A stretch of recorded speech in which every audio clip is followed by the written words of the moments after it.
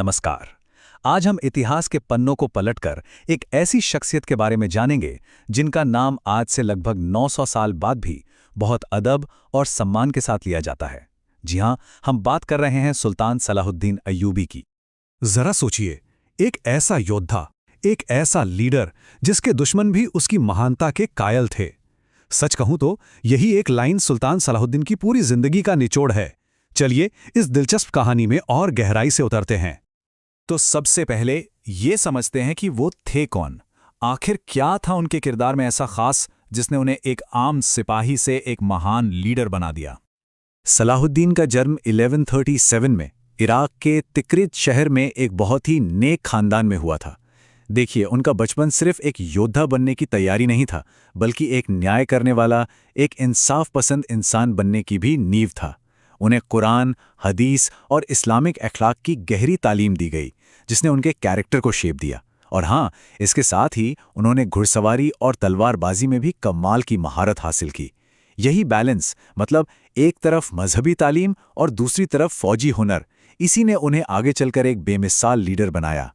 अपनी जवानी में वो अपने चाचा शिरकू की फौज में शामिल हुए और अपनी काबिलियत के दम पर मिस्र में बड़े बड़े ओहदों तक पहुंचे। अब जो बात इस स्लाइड को सबसे दिलचस्प बनाती है वो ये है कि सलाहुद्दीन उस दौर के किसी भी बादशाह या विजेता की तरह बिल्कुल नहीं थे। मतलब जहां उस वक्त के विजेता अक्सर जालिम और घमंडी होते थे, वही सलाहुद्दीन इसके बिल्कुल उलट, बेहद नम्र, सब्र करने वाले और एकदम सादा जिंदगी गुजारने वाले इंसान थे। अब समझते हैं कि सलाहुद्दीन के सामने चैलेंज क्या था। वो कौन से हालात थे जिसने उनकी जिंदगी को एक मकसद दिया। उनका मिशन उस दौर के दर्द से पैदा हुआ था। उस वक्त मुस्लिम दुनिया की हालत सच कहूं तो बहुत खराब थी। छोटी छोटी रियासतें आपस में ही लड़ रही थीं, पूरी तरह बटी हुई थीं, और दूसरी तरफ यरूशलेम यानी बैतुल मुक़द्दस क्रूसेडर्स के कब्जे में था। मस्जिद अक्सा की बेहुरमती की गई थी और मुसलमानों को अपने सबसे पाक मकाम पर जाने तक की इजाज़त नहीं थी। और इस दर्द को, इस तकलीफ को सलाहुद्दीन बहुत गहराई से महसूस करते थे। वो ये बात अच्छी तरह समझ गए थे कि जब तक मुसलमान एकजुट नहीं होंगे, वो अपनी सबसे पाक जमीन वापस हासिल कर ही नहीं सकते। कहते हैं कि वो रातों को उठकर इसी मकसद के लिए रो रो कर दुआ करते थे। तो इस बिखरी हुई दुनिया को एक करने और जीत हासिल करने के लिए सलाहुद्दीन ने क्या किया? उनका प्लान क्या था? उन्होंने दो चीजों का रास्ता अपनाया, एकता और हिकमत, यानी यूनिटी और स्ट्रैटेजी। सबसे पहले उन्होंने अपनी सियासी समझ का इस्तेमाल किया। मिस्र, सीरिया, दमिश्क और हल्ब, ये जो सारी ताकतें थीं जो आपस में लड़ रही थीं, उन सबको वो एक झंडे के नीचे ले आए। ये उनके मिशन का पहला और सबसे जरूरी कदम था। एतहाद हासिल करने के बाद अब बारी थी फौजी हिकमत की। 1187 में हित्तीन की जो मशहूर जंग हुई, उसमें उनकी रणनीति कमाल की थी। उन्होंने सबसे पहले दुश्मन की पानी की सप्लाई काट दी, फिर सब्र के साथ सही मौके का इंतजार किया और अपनी फौज में ऐसा जोश और हिम्मत भरी कि नतीजा क्रूसेडर्स के खिलाफ एक जबरदस्त और निर्णायक जीत के रूप में सामने आया। लेकिन हित्तीन की जंग और यरूशलेम की फतेह, ये सिर्फ एक फौजी जीत नहीं थी, ये इंसानियत की जीत थी। और यही वो बात है जो सलाहुद्दीन को इतिहास में हमेशा के लिए अमर बना देती है।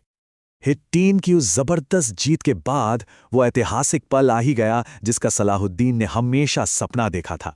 साल 1187 में लगभग 88 सालों के लंबे इंतजार के बाद यरूशलेम यानी बैतुल मुक़द्दस की जमीन एक बार फिर आजाद थी। लेकिन इसके बाद सलाहुद्दीन ने जो किया ना, उसे दुनिया आज तक एक मिसाल के तौर पर याद करती है।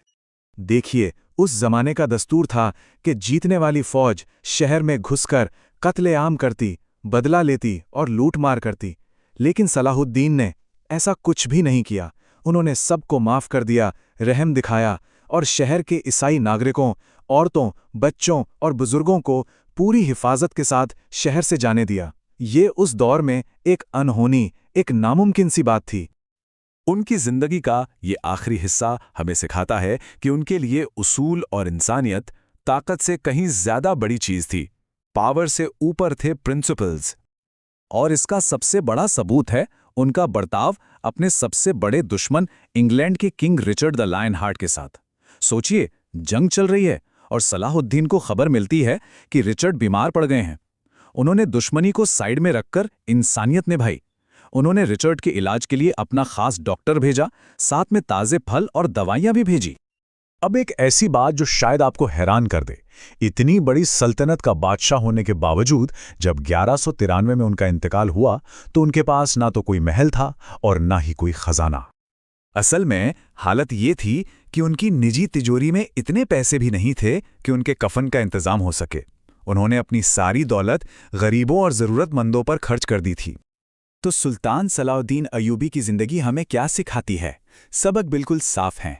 ताकत से पहले अखलाक, जीत से पहले इंसाफ, और दुश्मन के साथ भी इंसानियत का रिश्ता निभाना सबसे ज़रूरी है। उनकी कब्र पर आज भी जो लिखा है वो उनकी पूरी विरासत का निचोड़ है। यहाँ वो शख्स सो रहा है जिसने दुनिया तो जीती लेकिन अपनी आत्मा का सौदा नहीं किया। ये शब्द हमें हमेशा याद दिलाते रहेंगे कि असली जीत जंग के मैदान में नहीं बल्कि इंसानियत को बनाए रखने में होती है।